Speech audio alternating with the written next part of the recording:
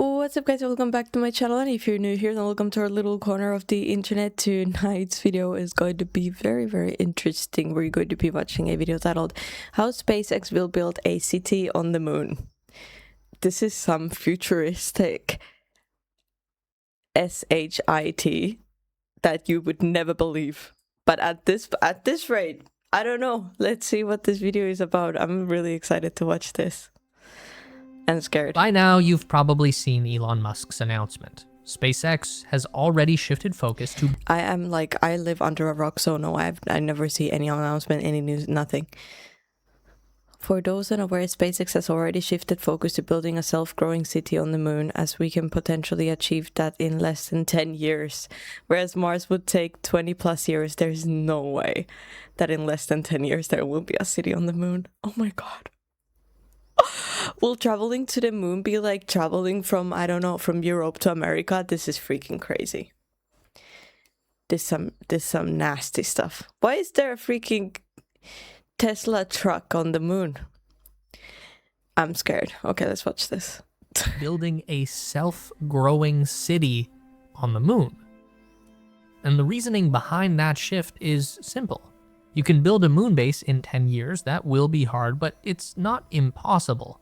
While building a city on Mars would take at least 20 years, probably more if it's even doable at all. Which realistically, there's always been a good chance it just doesn't work and everyone dies. Elon himself has admitted this in no subtle terms on many different occasions. Well, I wonder if humans are just gonna start taking over different planets, like... we will become our own aliens, you know?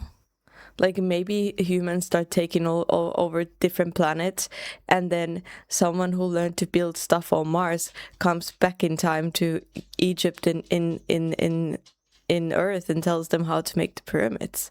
Maybe it was us all along. But like imagine, we just start taking over different planets one by one, learning how to live there, and then we can like evade others' planets, like each other's planets, like as in like they were like countries. That's crazy. I'm not gonna sleep tonight. Now, that's not to argue that the moon is entirely safe, but we know that if you get sick or injured on the moon, you can come home, while the journey to Mars, that was always going to be a one-way trip. So we might know why this is happening, but exactly what is about to happen is going to look more like science fiction than anything NASA has ever dreamed up. What is a self-growing city on the moon? Well, if you've been following this story for any amount of time, you'll probably recognize that this is one of many statements from Mr. Musk that is designed to be highly provocative, yet purposefully vague. It's like Tesla's new mission statement, to build a world of amazing abundance. Sounds cool, but what does it really mean? That's open to interpretation. Though the self-growing city terminology does give us a pretty solid hint in the direction that this is all going. AI, automation, and robots. So it's probably not a coincidence that SpaceX just purchased an entire AI company, one that just happens to also be owned by Musk. xAI itself also owns the social media platform X and is best known for their multi-talented AI language model Grok. And strangely enough, it's actually through xAI that we've learned more specific details about what Elon plans to build on the moon. The first thing will be satellites. SpaceX now plans to build satellite factories on the lunar surface equipped with a radical invention that will launch them into orbit. But these are not satellites. But there's no people on the moon yet. Nobody has stepped on the moon, no? Like, or do they use machines to build these? Like Starlink or anything else we know today. This lunar factory will produce orbital data centers for running super advanced AI models on Earth. And to make those satellites, they'll be using resources harvested from the moon itself.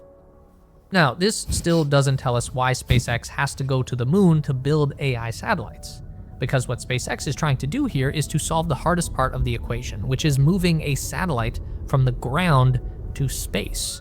This is the most important part of SpaceX and xAI's plan for the moon. To move those satellites from the surface and into Earth orbit SpaceX will build something called a mass driver, also sometimes referred to as a railgun. It works kind of like a train engine on a track. It accelerates an object to escape velocity and then flings it out into space using energy from powerful electromagnets.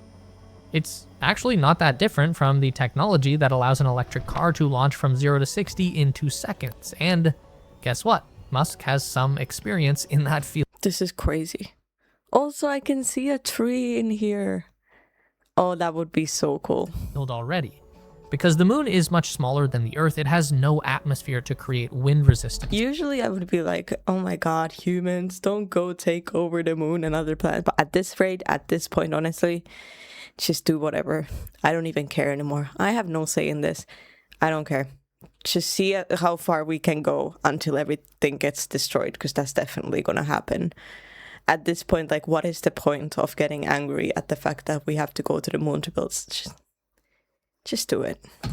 It therefore has a relatively low escape velocity, which is the speed required to overcome gravity. On Earth, that speed would be 11.2 kilometers per second, but escape velocity from the moon is a mere 2.38 kilometers per second. For anyone trying to do the math, that's still over 8,600 kilometers per hour. So while this is similar to an electric car in theory, it's still the biggest, most powerful electric vehicle ever conceived. Regardless of that challenge though, it would still be so incredibly easy to reach space from the moon when compared to the massive complications of launching from Earth. From the moon, you don't actually need rockets or fuel or any kind of hardware that consumes resources and requires maintenance. It's all reduced down to magnets, a big steel rail, and electricity. Now this is all cool, but who's going to build all of this crazy stuff on the moon? Well, it's not going to be guys in spacesuits, that's for sure. It's gonna have to be robots. And we also know where those robots are coming from. That's Optimus, the Tesla bot. And it is Now these are like kind of like, you know, this is so freaking futuristic, it's crazy. Like, this is what you would see in movies. Remember, there's a movie that I got so traumatized by as a child, and it was this child that I think was a robot, and there was a world with robots that looked exactly like this. And I don't know, it was they were taking over the world or something. It was scary. Working toward being able to accomplish one key thing to make building on the moon a reality. You see, building on the moon has a major challenge because we can't bring the Earth along with us no matter how hard we try. Let's use the Apollo missions as our example. The Saturn V moon rocket. It stands as one of the most powerful machines ever created by human beings. It towers over almost every other rocket in existence, and this is the payload that Saturn V was able to deliver onto the surface of the moon. The lunar module. Just barely enough hardware to land a pair of astronauts, keep them alive for 3 days, and then blast them back off into space. One of the lofty goals that Musk has recently spoken about for the Tesla bot is achieving a level of self-replicating technology that works in a very similar way to the old sci-fi concept of the von Neumann probe. If you're not familiar, the robots are going to take over the world, I'm sure. idea is to make a spacecraft that would be able to explore the galaxy at slower than light speed over the course of millions of years. Of course, no one machine could possibly operate for that long, so the von Neumann probe would land on the first stable planet it encountered and deploy an automated, robotic factory that would begin harvesting raw materials from the new planet and constructing new spaceships. Then the replicated ships would go off in all directions and find their own planets to set up shop and build more spaceships, and on and on and on, until the von Neumann probes have spread throughout the entire galaxy.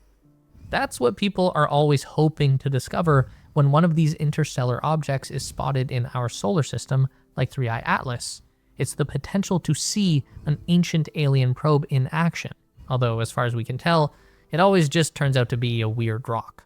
But that concept applied to Tesla's Optimus would be more than just robots building robots. It would be robots They come in pink now too. I love it. mining ore, making plastic, building electric motors, fabricating new microchips, all on their own without any need for human intervention. Now, when we go back to that term, self-growing city, we are beginning to really understand what Elon is hinting at. This is a lot more than just building on the moon. This is a full supply chain from mining to manufacturing. The point being that if anyone thinks we are going to build this satellite factory and the mass driver system on the Earth and then ship it to the moon on a rocket, that is just not going to work out, even with SpaceX providing the muscle for this whole operation in the Starship, which is the one thing SpaceX has that no one else in the world could possibly build. It's the first super heavy lift rocket, orbiter, and lander combination that is also fully reusable, meaning that not only will Starship carry more stuff into space than any other rocket, but it can also return to the Earth, land, refuel, and launch again. So this works kind of like a plane. Refuel and launch again. Or it can refuel while still in Earth orbit, fly to the moon or Mars, and then land there as well. And that's not even the end of this rocket's usefulness. This is the idea, at least. In practice, we've seen various Starship prototypes complete some very impressive milestones over nearly 3 years of operation. We've seen 11 of them launch, a few of them land, and 2 that were able to deploy a small payload into space. But we've also seen a lot of Starships just blow up in midair. So even through a very optimistic lens, this is still very much a work in progress, and that is fine. Musk isn't trying to say that Starship will land on the moon this year, but he does think it'll land next year. And that is still a very ambitious goal, but let's cut the guy some slack and say it's not impossible. In addition to being incredibly powerful, the Starship does have another big... I mean, if you asked me 10 years ago, do you think it's possible to have a internet page where you can ask anything and it will come up with the answers, and also have an interactive conversation with you and create images out of nothing and videos out of nothing and have different voices and be able to remember you and your stuff? And I would be like, no. What is that? There's also already like incredible things happening in the world at this point. Might as well believe it. Advantage that other rockets just can't provide, which is to say that it can serve a dual purpose. The Starship itself is essentially a big stainless steel tube that gets filled with cargo and propellant. When it lands on the moon, all of the propellant will be used up and all of the cargo will be unloaded. That leaves us with an empty metal tube that is 9 meters wide and about 60 meters long. And this is starting to look like the framing for a pretty spacious human habitat. Just one hollowed out Starship would offer about as much internal volume as the entire International Space Station, which itself is essentially a series of connected metal tubes. Now, there is still some work that needs to be done, because if you were to just set up camp inside a used cargo Starship, then there's only about 3 millimeters of stainless steel separating you from the exceptionally deadly environment of the moon, which is not good. So we do have to go the extra mile of burying the ship in lunar soil to create a thick layer of insulation. That is going to protect against radiation, regulate temperature, and act as a shield against any small meteorites that are likely to fall on us. Okay, so we've got a cool place to live, but we didn't go to the moon to just hang out inside all the time. So we need to get around. And of course, SpaceX is going to have an answer for this as well. The Tesla trucks. Also borrowed from their friends at Tesla, the Cybertruck. Can't sell the Cybertruck. them on Earth, might as well start launching them into space. Of course, you wouldn't actually want to just send a normal Cybertruck to the moon. That's way overbuilt for a moon rover, and the design of the truck as it is would not work even for a second. Fluids would boil off, rubber tires would explode, it would be a mess. But the basic concept of the Cybertruck is sound, and it could just be the key to unlocking the potential of the moon.